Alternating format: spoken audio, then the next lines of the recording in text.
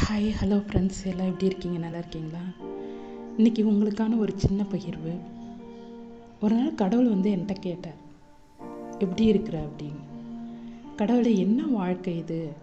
நல்லா வாழ்கிறதுக்கு ஏதாவது ஒரு ஐடியா சொல்லுங்களேன் அப்படின்னு கேட்டேன். அவர் சொன்னார், நீ போய் உன்னோட அறையை செக் பண்ணு, அதில் உள்ள ஒவ்வொன்றும் உனக்கு எப்படி வாழ்கிறதுன்னு வழியை சொல்லும் அப்படின்னாரு.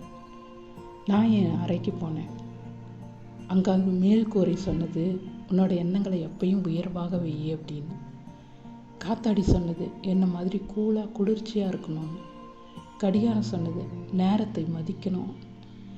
காலண்டர் சொன்னது, என்ன மாதிரி தினமும் உன்னை புதுப்பித்துக்கொள் என்று.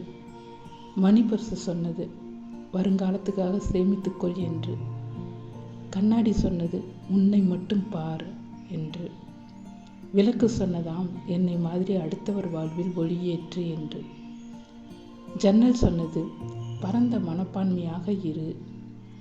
தரை சொன்னது, எப்பவும் கீழே பணிவாக இரு என்று. படிக்கட்டு சொன்னது, வாழ்க்கையில் ஒவ்வொரு படியிலும் ஏறும்போதும் கவனமாக அடியெடுத்து வை என்று.